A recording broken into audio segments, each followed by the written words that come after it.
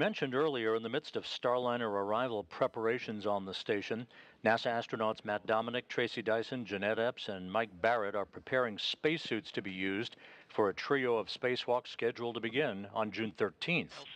Other maintenance work is also planned for today by the expedition crew as they gear up for the docking of Starliner tomorrow to the forward port of the Harmony module.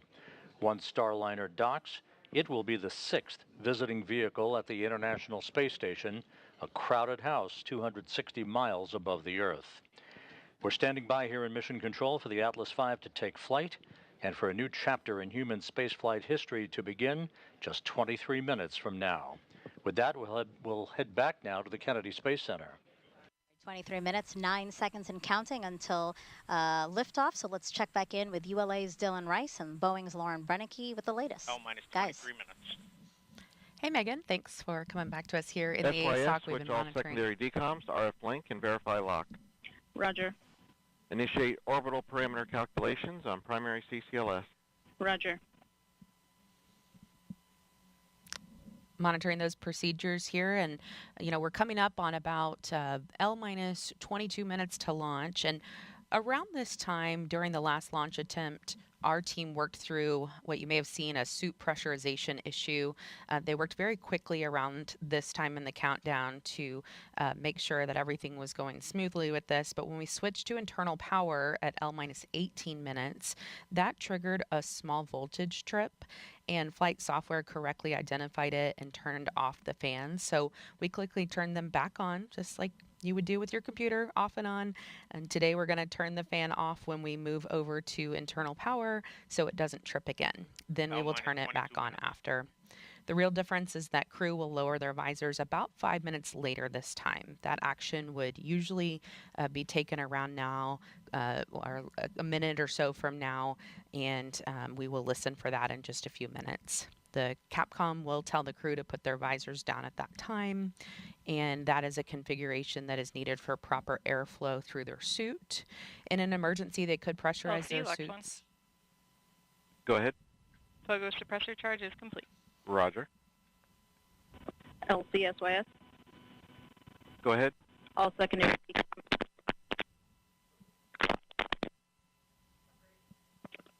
Secondary. Yeah, you're breaking up, SYS. All secondary decoms verified on RF link. I did copy that. Please check your headset.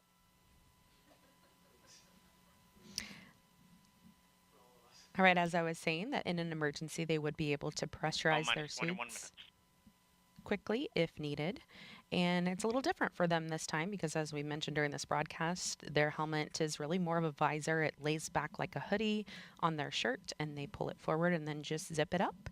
And this config also calls for them to deflate their lumbar support and secure their restraints from launch. So once we get to that point, it's really buckle up. It's almost go time. And then the crews will report back when finished. And then while we're talking around L minus 19, we're also going to be looking for the Starliner readiness poll for terminal count. That will happen on a side channel. So I'll be listening for that, and I'll let you know when we hear it. We do have a few polls coming up. That one is short. It will take place in the Boeing Mission Control Center, or BMCC, here in Florida. That is where the spacecraft launch conductor, Brian Gartner, will pull people in that room in charge of the propulsion system. Yeah, you see the room there on your screen. L minus 20 minutes. PNE-1, reinitiate AHB charging. Roger. RLM, verify redline monitor and event table are in the correct configuration for terminal count. The lumbar support. Verify. RC, verify solar radiation, acceptable for launch. Verified. Right, you might have heard, kind of came in faintly. Starliner copies. They asked them to go ahead and deflate their lumbar support. Wasn't sure if we're going to hear a little bit more about that. But again, there will be 3 calls coming up on this Starliner readiness poll for terminal count. They will pull the mission support room manager, or MSR. After launch, the BMCC turns into mission support as things shift over to Houston. They will also poll the spacecraft test conductor, who monitors our power systems. All communications switch to channel 1. All personnel and visitors remain in present position until launch. Maintain operational silence in the LCC. This is the LC with a terminal count briefing. If a condition exceeds a launch constraint anytime after the terminal count status check, the observer shall announce hold, hold, hold on channel 1, identify their station, and briefly state the reason for the hold.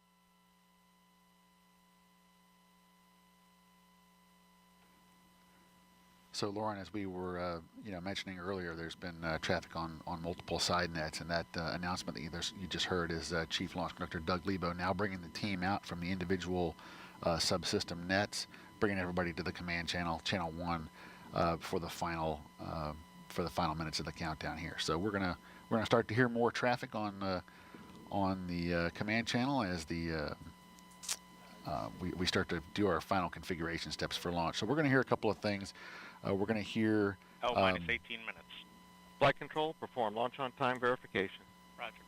We're going to hear some final avionics checks like that last call. We're going to hear hold fire switch verification. The range hold fire system allows representatives from Space Launch Delta 45 a hold button in the up the road at the Morrell Operations Center. So if there's an issue, a range safety issue that comes up, they can press a button and automatically stop our sequencer. So that's called a hold fire check. Those hold fire switches will be configured shortly, and we'll also start to hear calls about wrapping up our helium bottle charging on both the first and second stage. And Dylan, as you mentioned, with the traffic on the loops increasing a little bit, you at home may notice that we are speaking less, and so we are going to be listening to some of these things on time verified. as they happen live with you. Roger. And we feel it's important for you to be able to... Go ahead. AHB charging reestablished and at flight mass. Roger. minus 17 minutes. OSM, place SRB ignition SNA switch in the enable position. SRB ignition enabled. Verify FCO, RCO, and OSM hold fire switches are in the proceed position. Ready to proceed. All right, we're going to send it over to NASA's Daryl Nail at Hangar AE. Daryl. All right, thank you very much. And getting a final look at the weather, I can tell you this, it's a beautiful day to fly. Outside, our launch weather officer told us that there's no change in the forecast. We are 90% go, and what a beautiful shot of our beaches here from the courtesy of our chopper team here at the Kennedy Space Center. Folks coming out to enjoy the launch and an amazing day. Weather, no changes again. Low-topped cumulus clouds on land, which you see some of it there, but because they're low-topped, that's not a concern. When a rocket flies through a big, thick cumulus cloud, it can trigger a lightning strike, but those clouds are not the kind that can do that, according to Launch Weather Officer Melody Lovin. And so we're good to go there. We also have a launch visibility is always a factor here in the southeast. Can you see the rocket and from where? And our friends at United Launch Alliance provided us with this graphic so you can see about which point in the launch you would see the rocket. If you're within the first two inner circles, you should be able to see the solid rocket boosters jettison a minute after launch. Folks in the Orlando and Central Florida area will be able to see it about 90 seconds of flight. And then it'll come into view for much of the rest of the state after more than about 2 minutes, including Tampa on the west coast of Florida. The southeast corner of Georgia might be able to see the Atlas Centaur separation, which happens after 3 minutes of flight. Again, we're looking good here at the ASOC. Richard Jones polled his team, the NASA operations manager. 15 minutes. And all of them are go. LC flight, channel 1 and air to ground 1 are now merged, going to air to ground 1. Roger. We'll send it back to the host desk. LC flight, air to ground 1, ready for contact with Starliner on channel 1. Roger. Starliner, LC, com check on channel 1. Those are comm checks again between different teams. Loud and clear. I have you loud and clear also. And our astronauts, who you see there. Again, this is the test flight. Houston, com check, air to ground 1. Houston, Starliner, loud and clear. Houston has you loud and clear on air to ground 1.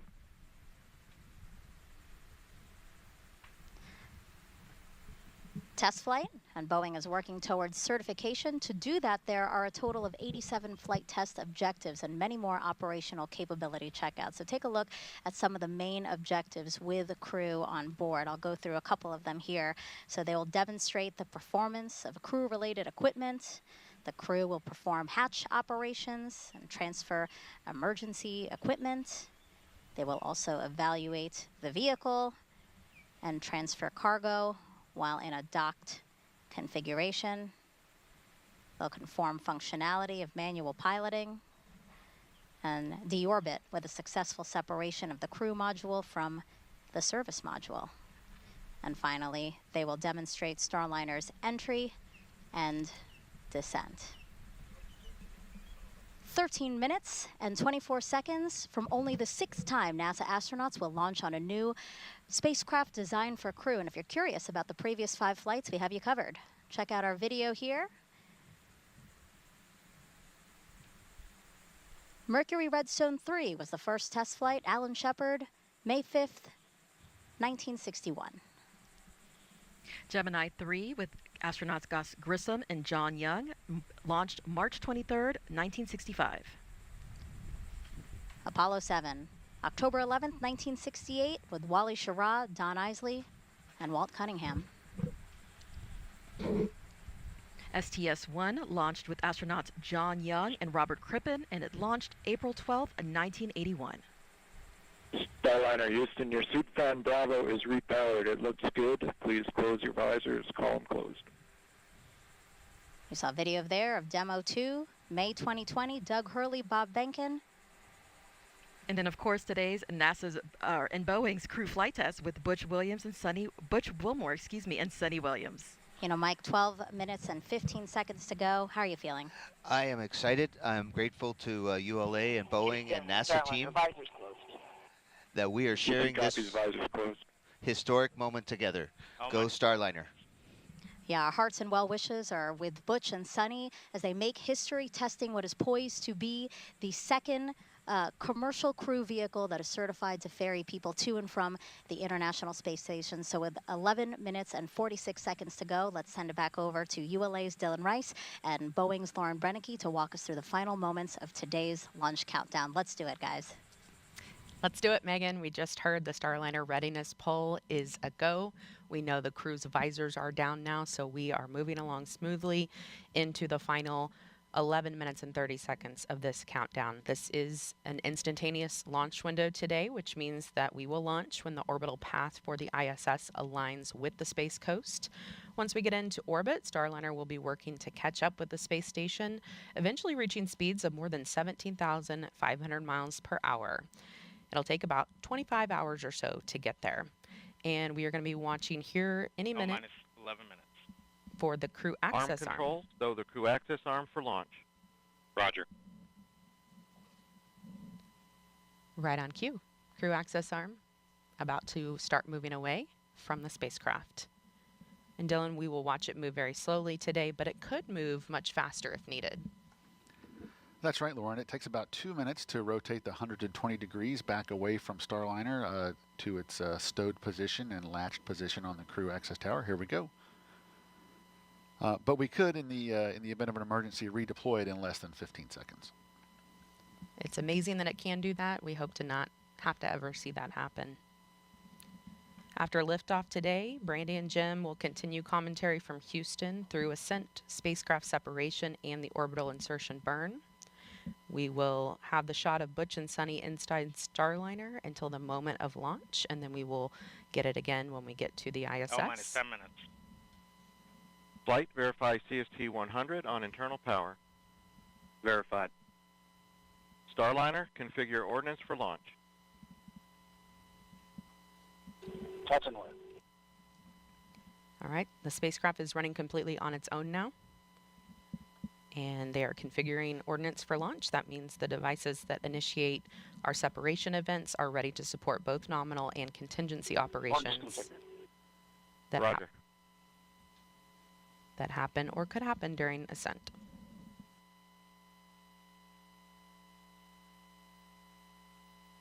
So Lauren, we're just about 2.5 minutes now away from our terminal count status check. The terminal count status check is the final report from each operator indicating that their system, whether it be a ground control system or a launch vehicle system, is ready to execute the final 4 minutes of the countdown to launching the rocket. At this point, if there were an issue, the anomaly team would be discussing it, but nothing like that has happened right now. All's quiet. I am expecting to hear all members of the team report go when pulled by Chief Launch Conductor Doug Lebo.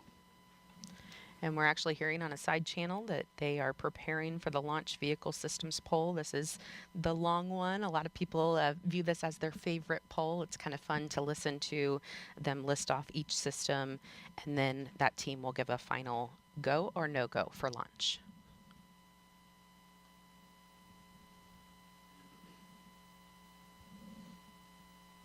And we will be able to watch cameras on the rocket today, and live telemetry feeding back will provide a real-time look at the spacecraft model when video isn't possible during the ascent as it moves through the dynamic phases.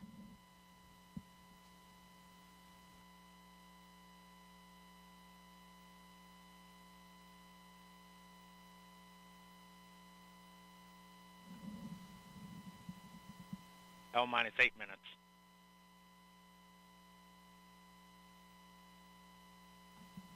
Under 8 minutes before Butch and Suni head back to a place they consider home. Both of them have spent 2 different stints of about 6 months on the International Space Station, and they are thrilled to be going back for a 3rd time. Suni told me she even cried the last time she left the space station because she didn't know if she would ever go back. So this flight is a dream for her. LC arm control. Go ahead. True axis arms stowed for launch. Roger. LC switch to ready position. All steps are complete prior to status check.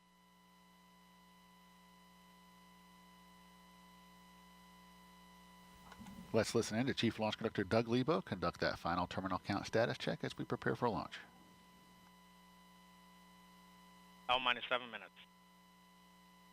Status check to proceed with terminal count. Atlas systems, propulsion. Go. Hydraulics. Go. Pneumatics. Go. LO2. Go. Water.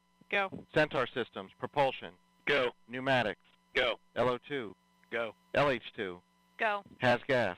Go. Electrical systems, airborne. Go. Ground. Go. Facility. Go. RFFTS. Go. Flight control. Go. GCQ. Go. Op support.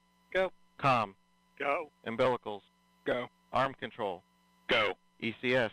Go. Redline monitor. Go. Quality. Go. Op safety manager. Go. ULA safety officer. Go. Vehicle system engineer. Go. Anomaly chief. Go. Range coordinator. Clear to proceed. Flight director. Houston flight is go. Starliner. Starliner, go. Launch director. You have permission to launch. Proceeding with the count. ALC, verify T0 is set for 14:52:15 Zulu. Verified.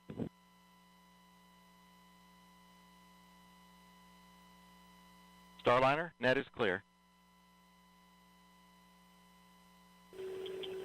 Thank you, LC.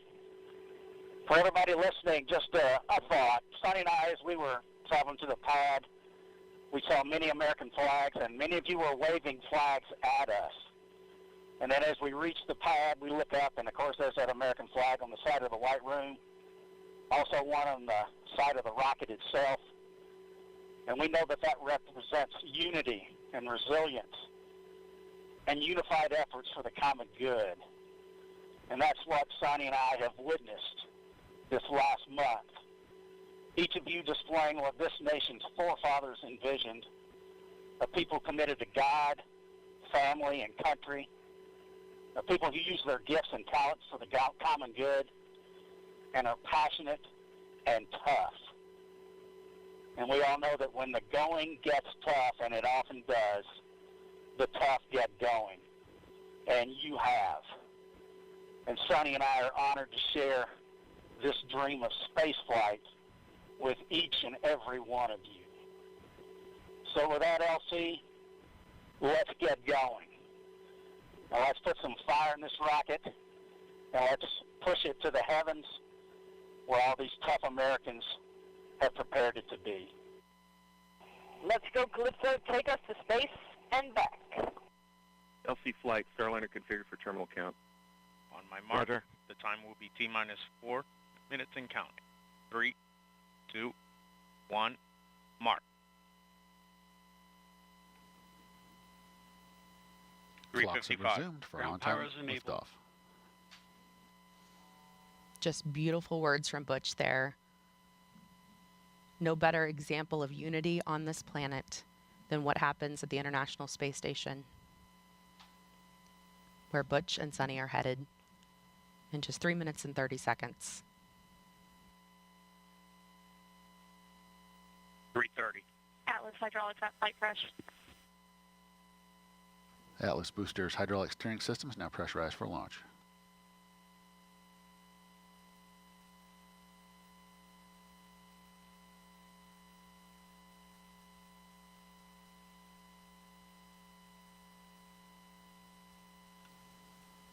Starliner's LAS prop valves are configured for launch, the propulsion valves that need to be open in the case of an abort from the pad. 3 minutes.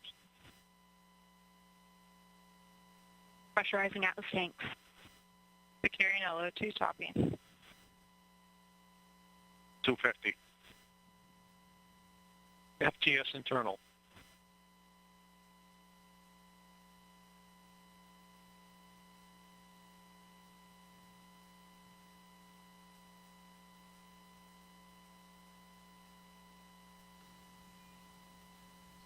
Flight software is in Ascent mode. It is now set for the uphill climb.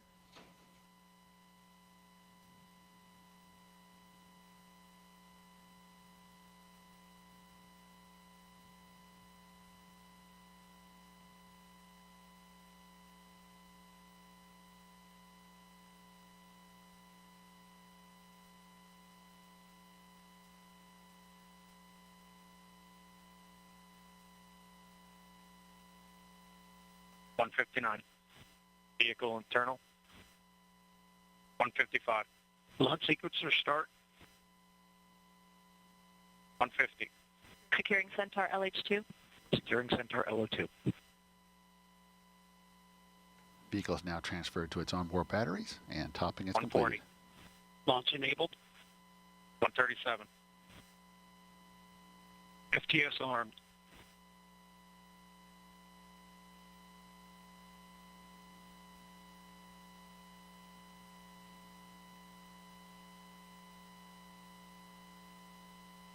$120. OCU's armed. SCS count started. EDS Ascent. Starliner, last arm to auto. Last arm auto. Roger.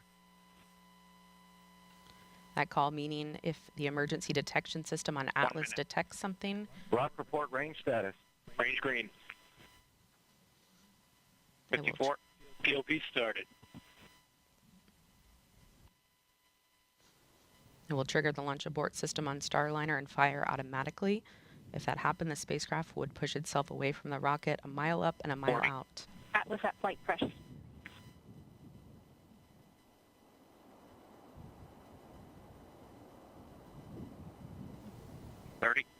Centaur at flight press.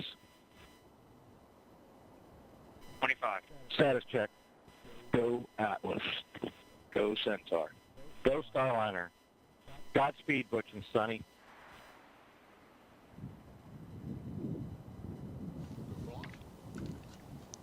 Ten, 9, 8, 7, 6, 5, 4, 3, 2, 1.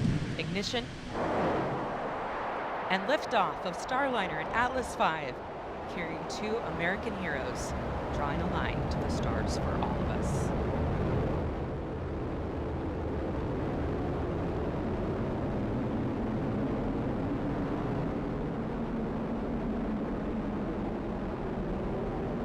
Commander Butch Wilmore there, calling down to Mission Control here in Houston that the spacecraft has begun rolling into the right attitude for its ascent, and the Guidance, Navigation, and Control Officer here in the room seeing good data on that.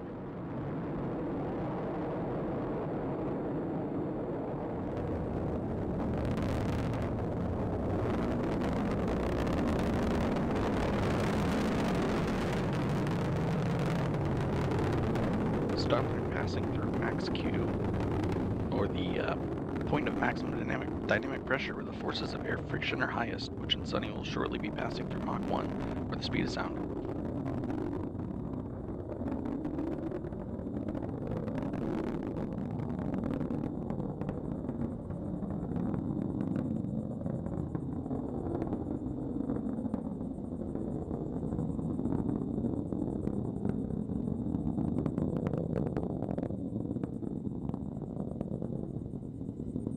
You got a good throttle up. Starliner and Atlas. Looking good with speeds and attitude increasing as expected. Coming up in less than 20 seconds, the solid rocket boosters will run out of fuel and burn out.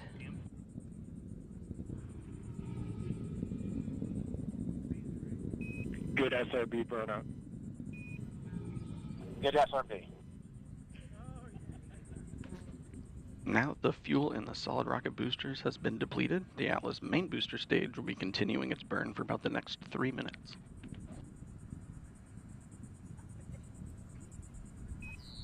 Good handle. Good handle. That call, good handle, from Capcom Joshua Kutrick, indicating that the crew now has the ability to initiate an abort manually if needed. All looking good so far. Now 2 minutes into Starliner's flight and coming up on the solid rocket booster jettison at the 2-minute and 40-second mark.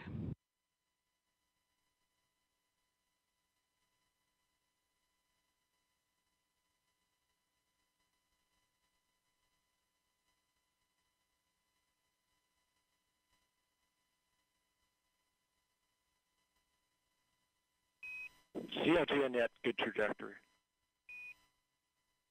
CLG. The solid rocket boosters have now been jettisoned after seeing Starliner through its first 90 seconds of flight. Team on the ground here confirming that it was a good jettison and that the vehicle's trajectory continues to look good. Now 3 minutes into today's flight.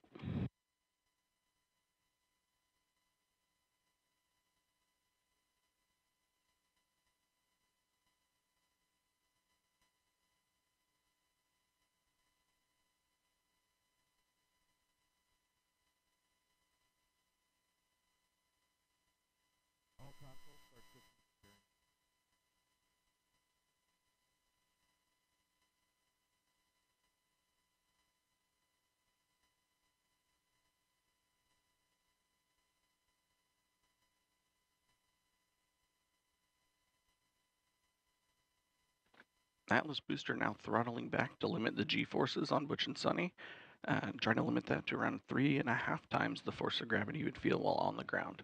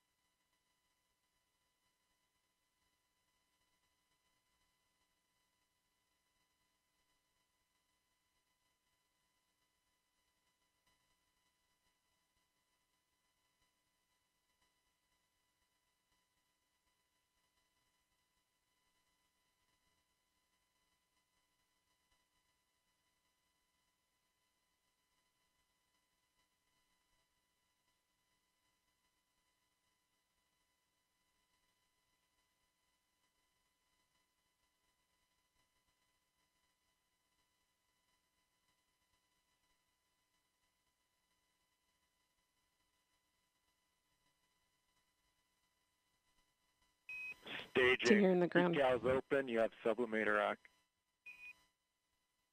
Decal sub act. Decal. Great act. Team on the ground reporting that they saw the Ascent cover on top of Starliner that's been protecting the spacecraft's docking system through its climb into orbit. They saw that jettison as planned. Staging was good. You have good control. And now the second stage's 2 Centaur engines have ignited to continue pushing Starliner into space, fueled by liquid hydrogen and liquid oxygen. The next milestone that we'll be watching for is the aeroskirt jettison.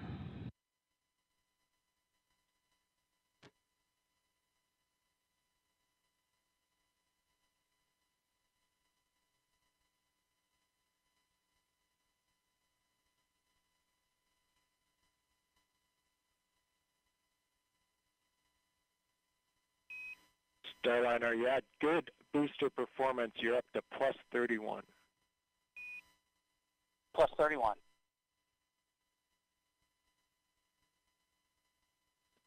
Atlas Control reporting booster performance offset of 31 seconds of ISP, or specific impulse, relative to its design baseline of around 450.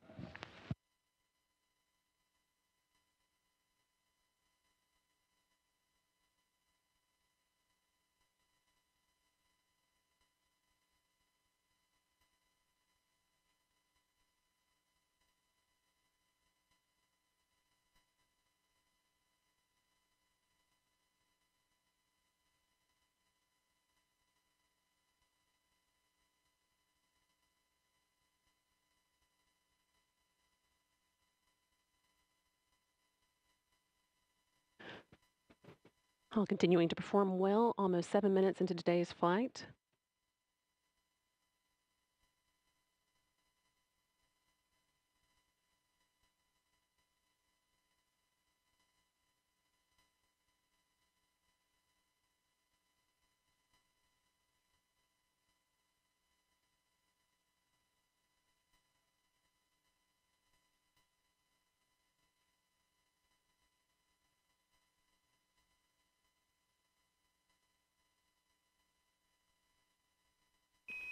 Good Centaur. Good Centaur. Capcom Joshua Kutrick. Continuing to pass good news up to Starliner's crew. At last one reporting that the Centaur upper stage remains in good condition and is performing well, pushing them into orbit.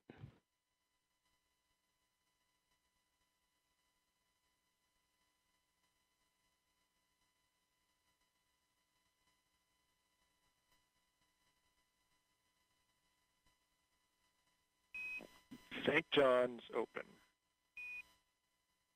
St. John's. Starliner is now entering its first guided abort range, where Starliner would direct itself towards a specific location in the event of abort. In this case, just off the coast of St. John's, the capital of the Canadian province of Newfoundland, Labrador.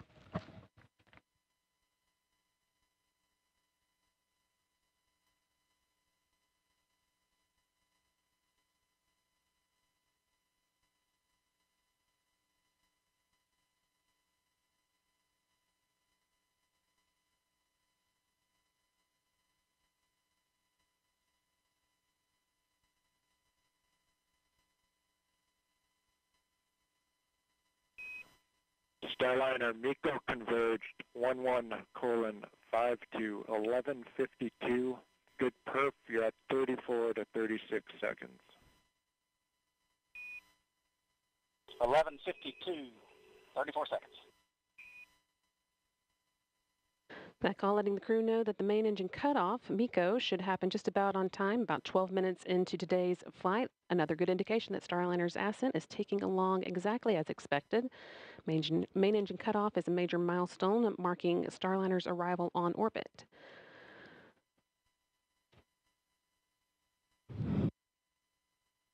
Still got about 2.5 minutes until we get to that, with the spacecraft continuing to perform well, make its way towards orbit.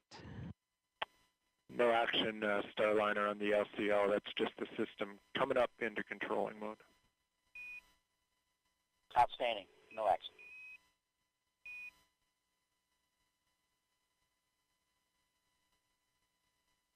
Once the main engine is cut off, the next step will be the launch vehicle separation. That's set to occur just short of 15 minutes after launch, when Starliner will separate from the rocket and fly free in space for the first time.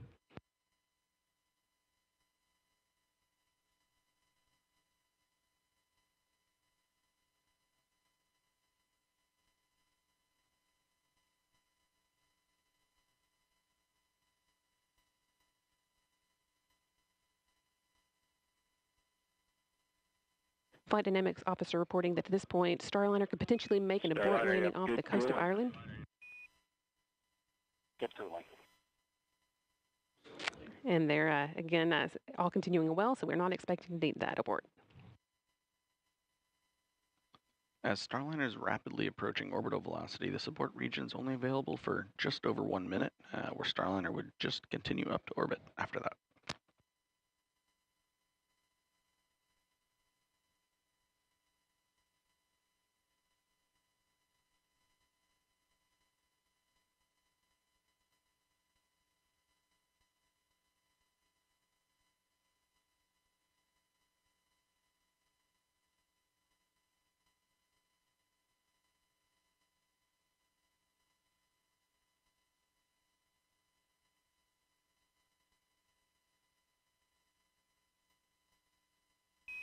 30 seconds to MECO. Just 30 seconds to go. Now until main engine cutoff, marking Starliner's arrival on orbit.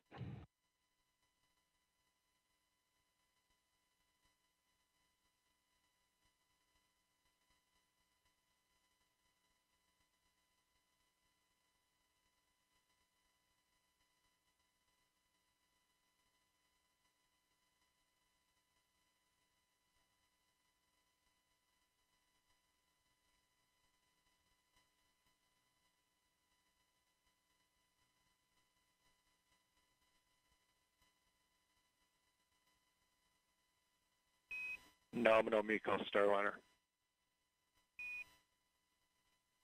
Nominal MECO. And with that nominal MECO call, that's main engine cutoff. We've got good energy, meaning a good velocity for continuing to orbit, and a good plane, meaning Starliner's trajectory is aligned with the International Space Station for rendezvous tomorrow. And with that, Butch Wilmore and Suni Williams returned to orbit. Individually, they are both extremely experienced astronauts. 14-5 to 1452. 1452. They're both very experienced astronauts with a combined total of 489 days in space between them. Starliner is also the third spacecraft that they've launched in. Both have traveled to the International Space Station via space shuttles and Soyuz and are now well on their way to repeating the journey via Starliner. It's also worth noting that Williams' role as pilot marks the first time that a woman has crewed a flight test of an orbital spacecraft. Just a few seconds ago, you heard Capcom Joshua Kutrich calling up to Butch and Suni. With the expected time, Starliner will separate from Centaur at about 14 minutes, 52 seconds into flight, just under 2 minutes from now, or 1 minute from now.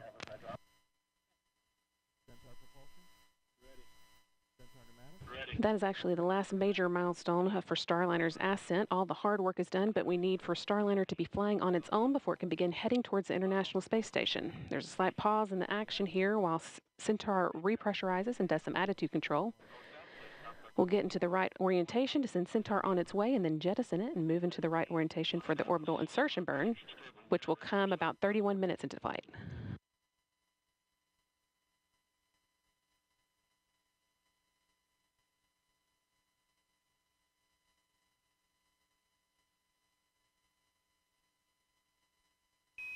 No action on the cabin temp Starliner. No action.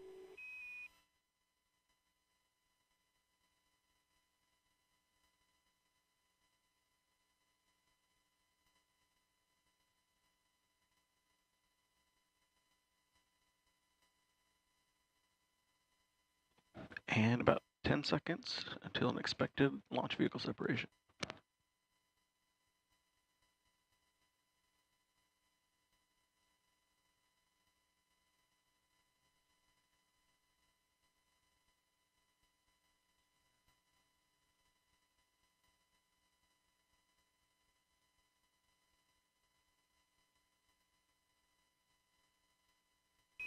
LV-SEP confirmed.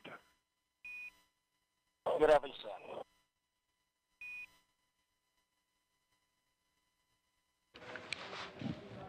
And now that Starliner has separated from this Centaur upper stage, we have a big thank you to our partners at ULA, providing Butch and Suni a smooth ride to space. That is not the end of today's orbit activity, though. The team will now be getting ready for the orbital insertion burn, which comes 31 minutes after flight. So that's still about 15 minutes away now. Suni Williams and Butch Wilmore will be getting their tablets out and doing a few other activities to get Starliner ready for that. And that will be one of the, that will be the first in a series of burns that will set Starliner on its way to the International Space Station.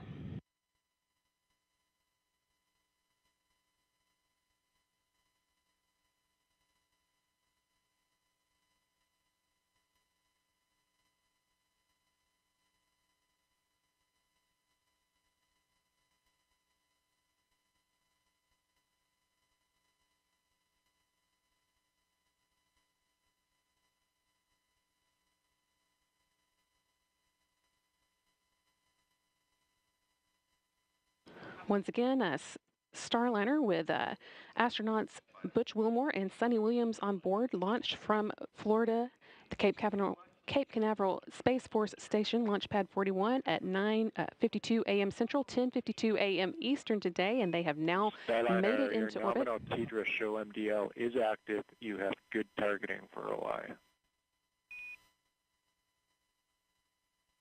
Good targeting.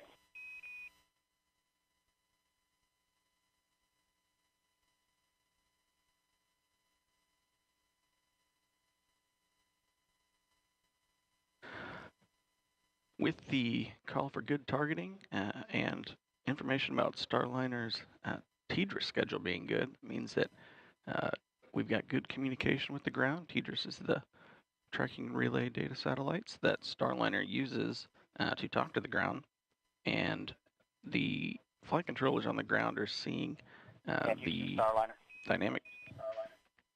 Go ahead. Yeah, if you could relay a message to our brethren at ULA. We're all listening. Go ahead. Yeah, they've been a member of the family for a long time, but now it's official, and we want to welcome them to human spaceflight. We all copy all and really appreciate the words.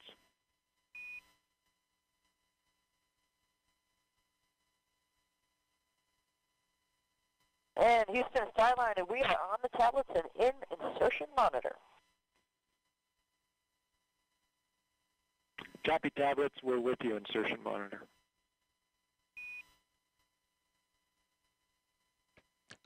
So the crew have their tablets out, so no longer using the paper procedures now that the vehicle has stopped moving so quickly.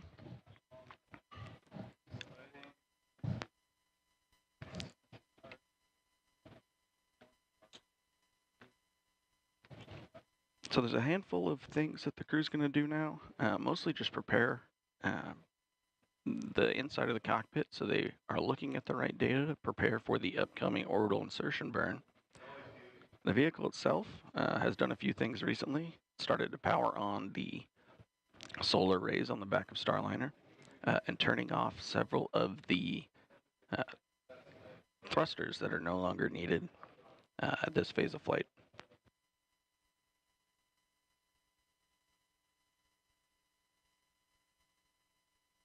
Upcoming in about 4 minutes, Starliner is going to start to orient itself in the direction it needs to do the orbital insertion burn. And the crew inside the vehicle will be turning the wireless access point on and allow them to stream some of the data from the spacecraft onto their procedure tablets.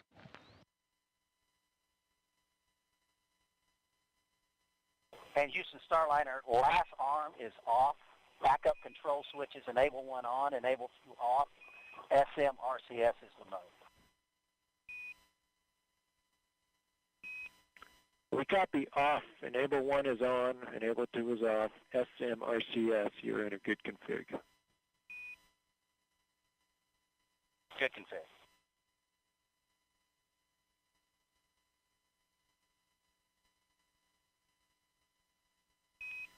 Your EXDV targets are on board and good. Good EXDV.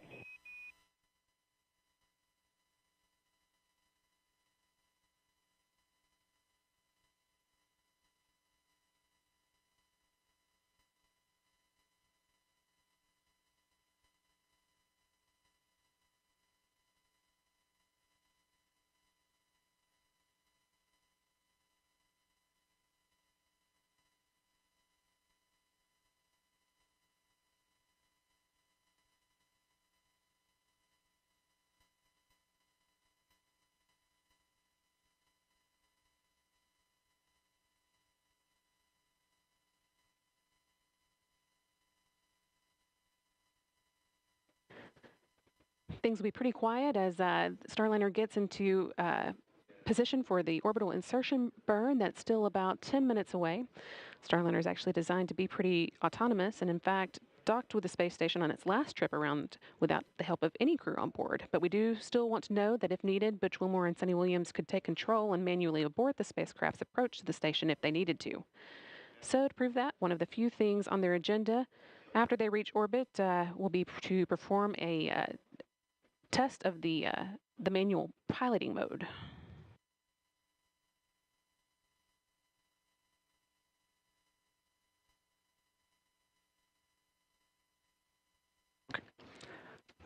This test will involve first pointing Starliner's nose towards the Earth so that its communication antenna on the back of the service module is pointed at the satellites, the teeter satellites that allow it to communicate with the team on the ground. They'll then move Starliner so that its solar arrays are pointed at the sun, showing they could charge Starliner's internal batteries as needed. And they'll follow that up with a demonstration of the star trackers, one of the ways that Starliner determines where it is in space, pointing Starliner away from Earth so that the system, the Vesta system, can get a good look at the stars. The next step will be for the crew to manually speed Starliner up and then slow back down, which will slightly raise and then lower their orbit and prove that they can manually break away from the orbit that the space station is in if they needed to. At that point, they can move on to the last items of the still no test. action on your cabin temp. You're in a good config. It's 74 degrees in there. Yeah, and that's just due to that T2 sensor sitting beside the light. So we're actually going to inhibit that particular sensor. We'll let you know when we bring it back online. Okay, great. Looks like we're on our way to thrust align. Concur. Josh Gutrick calling up that the crew can ignore some alarms they're seeing on the temperatures inside Starliner. That's just a result of one of the sensors being next to a light that's causing it to show higher than it actually is, but it sounds like the crew are pretty comfortable and are getting into place for that orbital insertion. As I was saying, after they have manually broken away from the orbit of, proven that they can manually break away from the orbit of the space station, they are going to move on to the last items of their test for tonight. That's manually moving Starliner into the right orientation for re-entering the atmosphere, and then moving back into the attitude that will let them soak up some sun with the solar arrays and try a different method of manually charging the spacecraft's batteries. But again, once that all has to wait until after the orbital insertion burn. This is, again, the first of several burns that will put Starliner on its way to the International Space Station. We've still got about 6.5 minutes until we fire up the engines for that burn.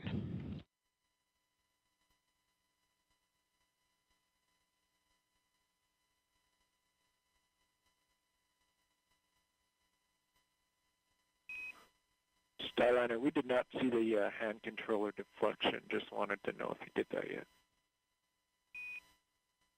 No, we'll get it now. All good.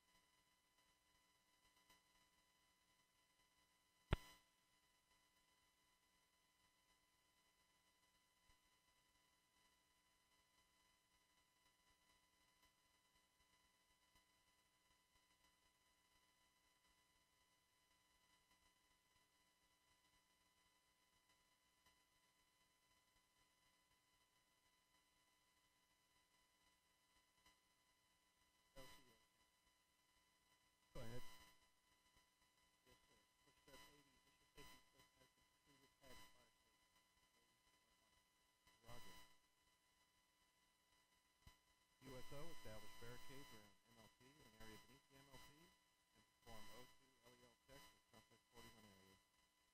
Roger. ECS LC. Team here on the ground seeing that everything is looking like it's in the right configuration for the orbital insertion burn. Now less than 5 minutes away. Starliner is currently about 102 miles above the Mediterranean Sea, heading southeast over India in the next few minutes.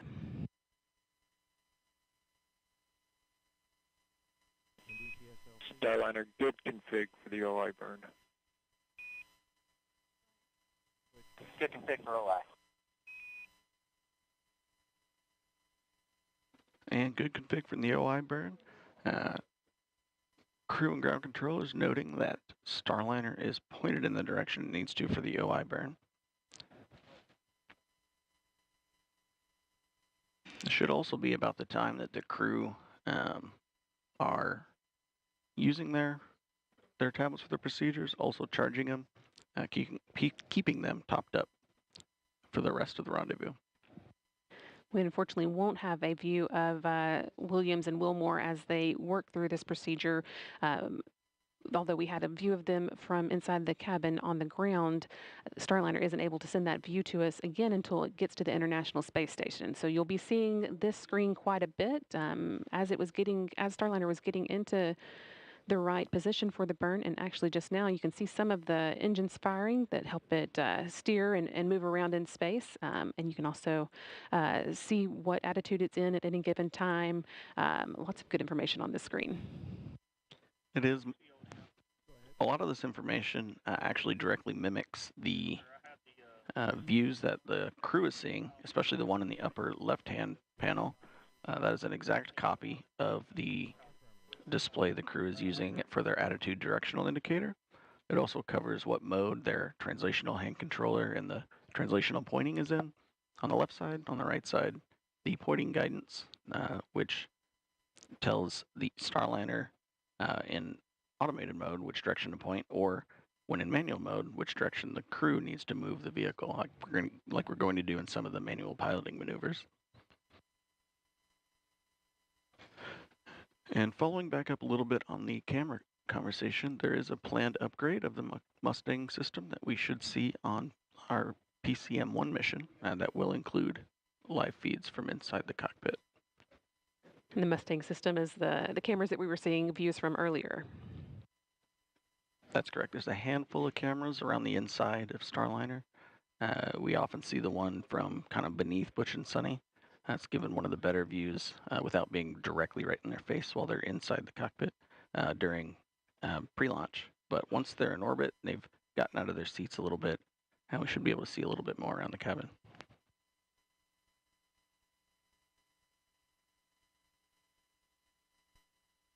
We'll, though, as you've already heard, continue to hear regular audio updates from the crew. Everything going well now that Starliner is just under 30 minutes into today's flight. We've got about a minute and a half left to go into that orbital insertion burn that will be kind of the final end cap, really, to today's ascent, which, again, took place at 10:52 a.m. Eastern when Butch Wilmore and Suni Williams launched inside the first Starliner to carry crew members on board from the Cape Canaveral Space Force Station, Launch Pad 41. They made it to orbit about 14 minutes later, and now we are just again waiting for this first of a series of burns that will set Starliner on its way to a rendezvous with the International Space Station that is scheduled to take place at 12:15 p.m. Eastern, 11:15 a.m. Central tomorrow.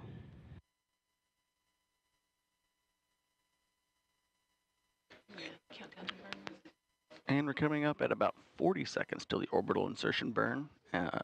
This burn is going to take Starliner out of its slightly suborbital trajectory and push it up to an altitude that will allow us to catch up with ISS for a rendezvous later tomorrow.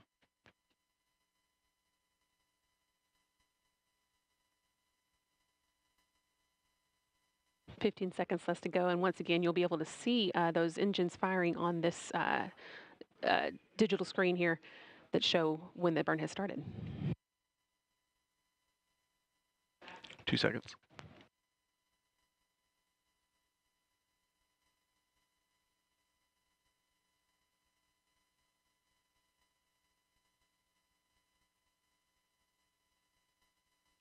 And flight controllers here in Houston, seeing 4 good OMACs, good burn.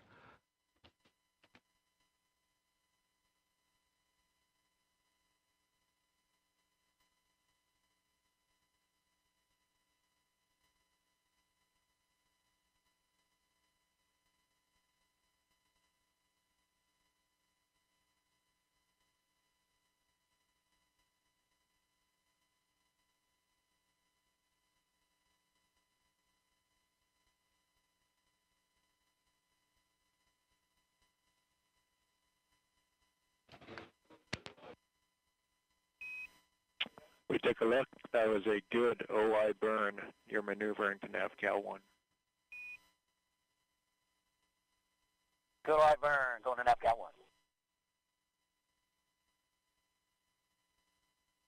1. And with that call up, both crew and flight controllers agreeing that that was a good OI burn. I'm looking at the trajectory plot here in Mission Control. I see our trajectory pointing us directly up to the altitude we need to go to for the next burn. Right now, Starliner is moving into NavCal mode, or NavCal attitude. That's going to be the first of several positions that Starliner, directions that Starliner points itself to track some of the stars from the Starliner and update the position inside of the position orientation of Starliner inside of its guidance, navigation, and control algorithms. And of course, you're seeing lots of happy faces and cheers here in Florida. Everybody glad to see Starliner safely in orbit with Butch, Wilmore, and Suni Williams in tow, sending it on its way to the International Space Station for docking tomorrow at 12:15 p.m. Eastern Time. Once again, Starliner safely on orbit, has conducted a good orbital insertion burn, and is on its way.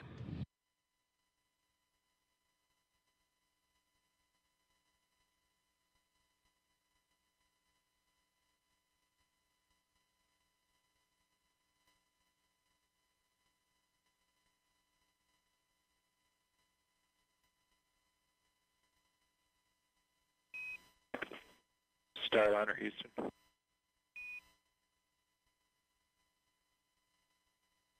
Go ahead, Starliner, Houston. Yeah, you do have good cooling. The sublimator is working. We are watching it, though, because the water usage is just a little more than we thought we were going to see. You probably noticed that. It's a reason for the advisory there. From the ground, we'd like to swap you over to the other leg. So we're going to close sublimator leg 1, wait for about 60 seconds, and then open up leg 2. You'll see us do that. No impact or action. Okay, we copy. We'll be watching. Thank you.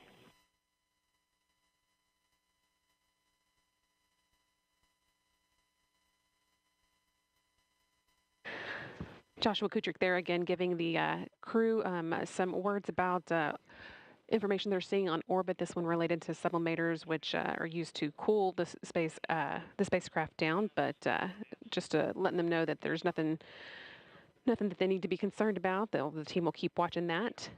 In the meantime, as Starliner begins making its way to the International Space Station, we're going to check in with Rob Navius in the International Space Station Flight Control Room. Rob?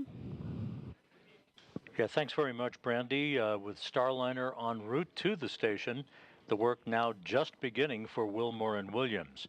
First up, an important rendezvous burn called the NC burn, which will adjust Starliner's altitude relative to the station and begin to refine its path to the orbital laboratory.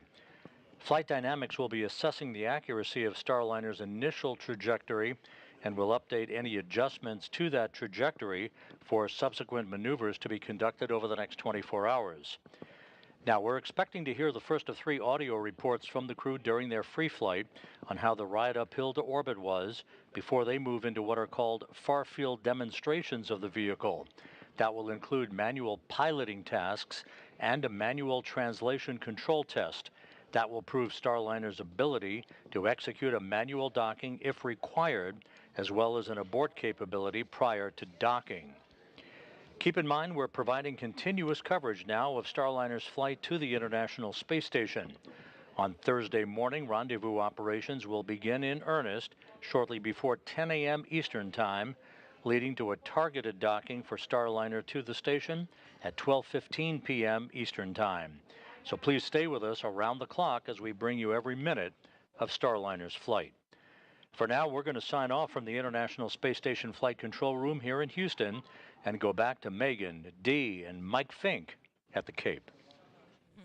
Hey, and welcome back to the Space Coast of Florida, where about 36 minutes ago we witnessed the launch of a United Launch Alliance Atlas V rocket carrying the first 2 astronauts, NASA's Butch Wilmore and Suni Williams, inside Boeing's Starliner capsule to the International Space Station. The first time ever, Starliner now in the right orbit to rendezvous with the space station in just over 25 hours. How are you guys feeling? How was it to watch launch? Again, just right over the water behind us here.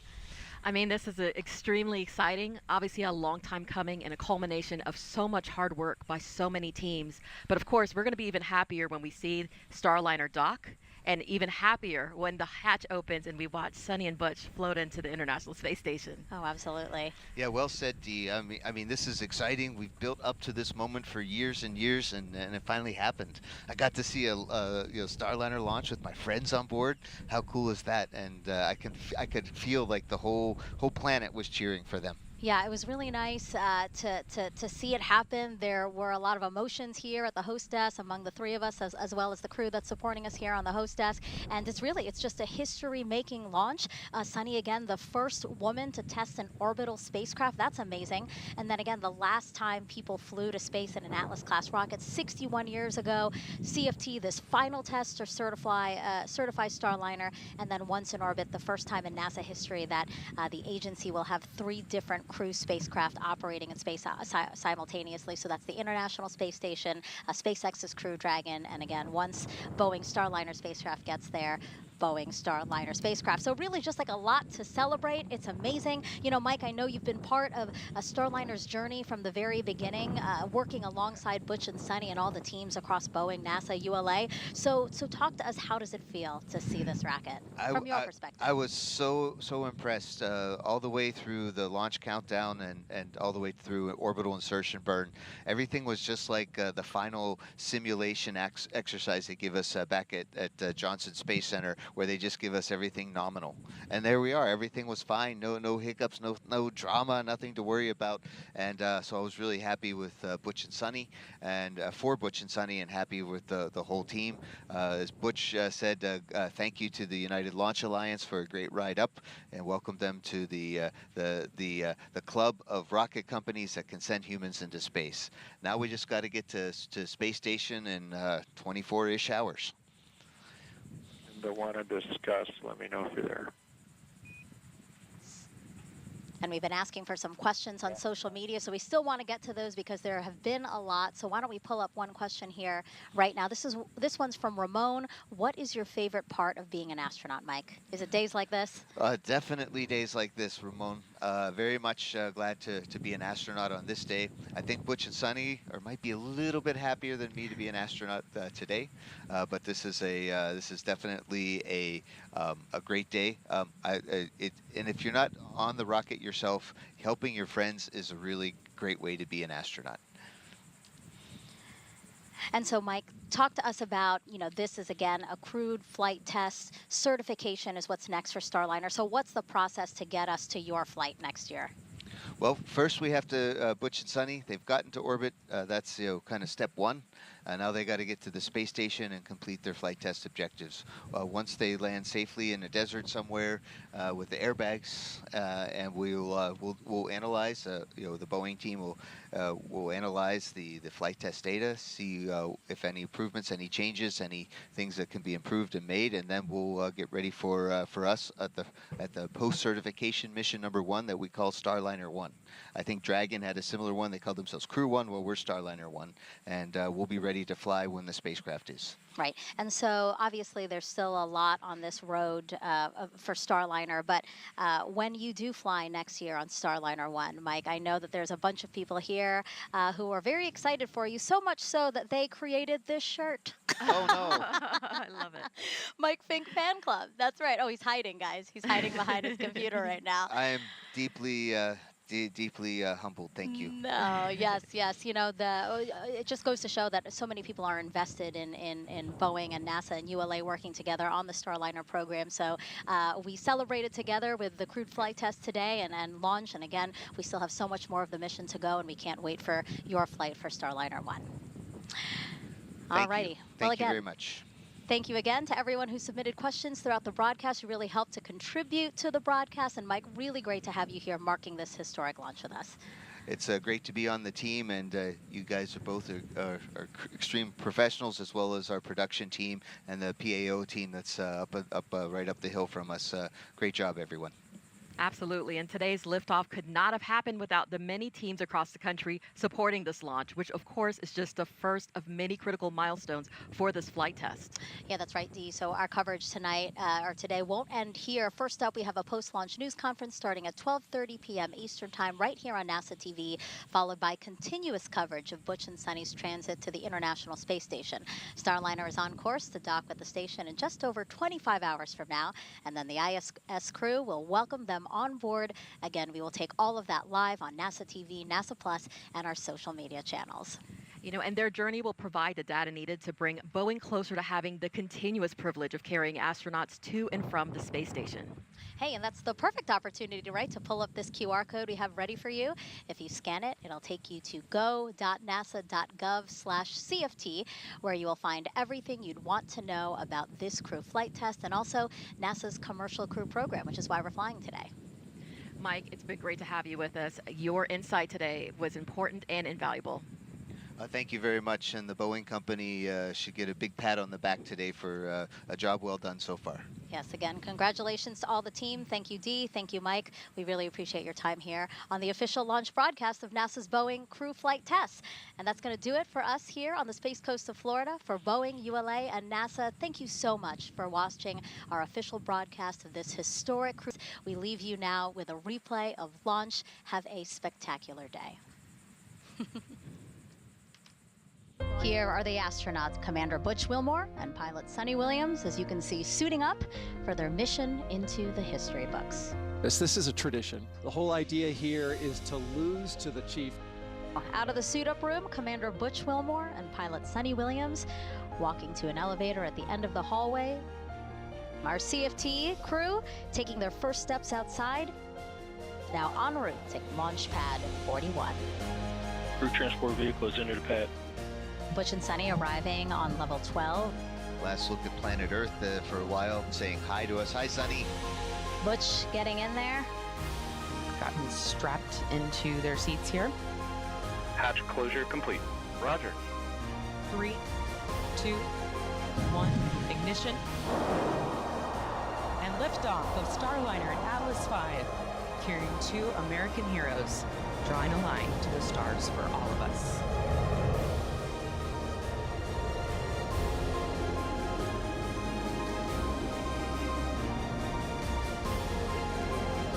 Commander Butch Wilmore, they're calling down to mission control here in Houston that the spacecraft has begun rolling into the right attitude for its ascent, and guidance navigation and control officer here in the room seeing good data on that.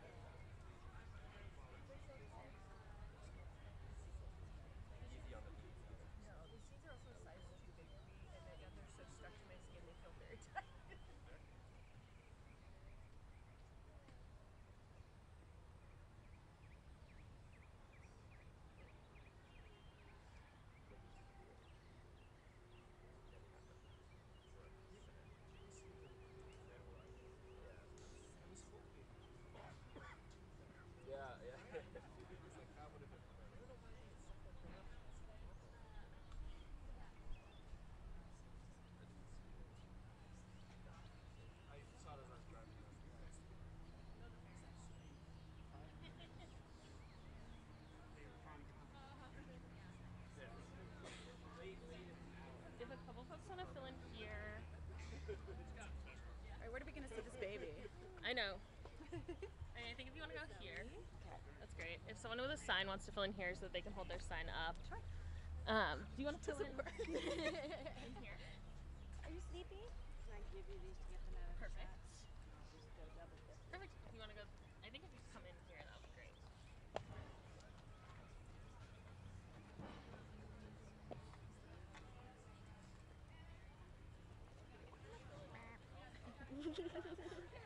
I'm Morgan. I'm a little jealous of the sunglasses right now because I'm a little exposed here. Carrying the team. She's a rock star.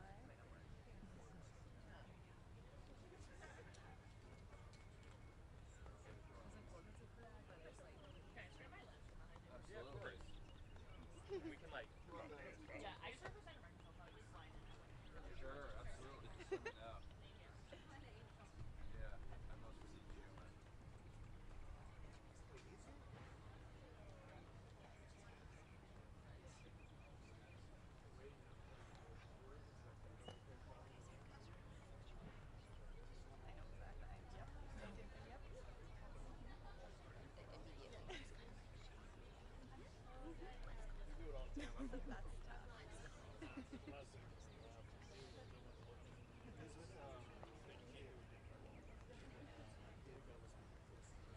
Thank you all for being here.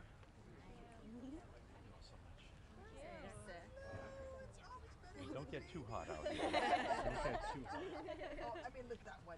I know, it's pretty good. It's got some build back there. Don't get too hot, yeah. Yeah, we're gonna wait on Chuck in another minute or so.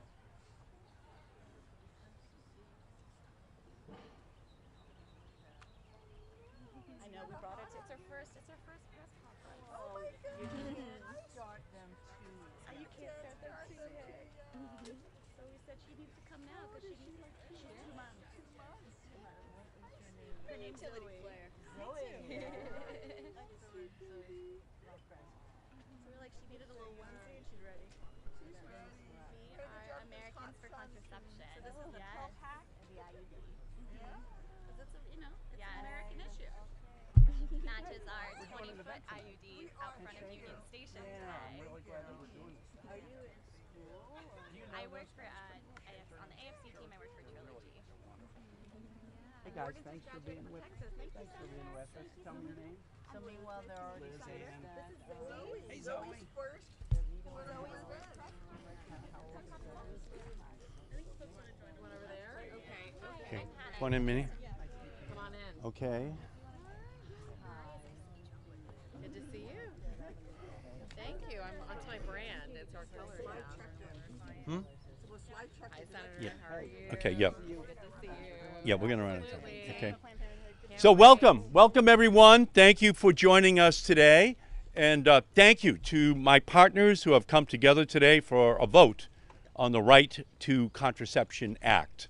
In particular, I would like to thank Leader Schumer for his tremendous vision and leadership on this issue, and my partners on this legislation, Senators Hirono and Duckworth, and Senators Kaine and Baldwin, my colleagues on the HELP Committee for their continued support. And thank you to the tremendous partners here today who are fighting for reproductive justice and freedom each and every day.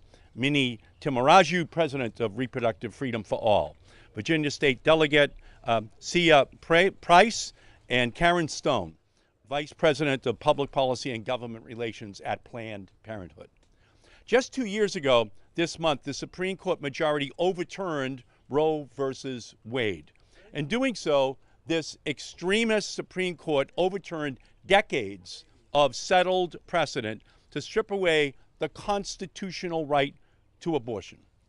On June 24, 2022, Americans had one less right than they did on June 23, 2022. But Dobbs wasn't just about abortion.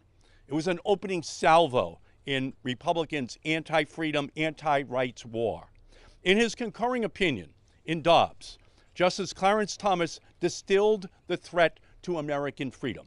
He outlined a long-held MAGA extremist belief that Americans had too many privacy rights under the United States Constitution, that the Supreme Court erred in recognizing those rights, and that the court should take them away. The rights he was talking about, the right to marry who you love, and the right to contraception.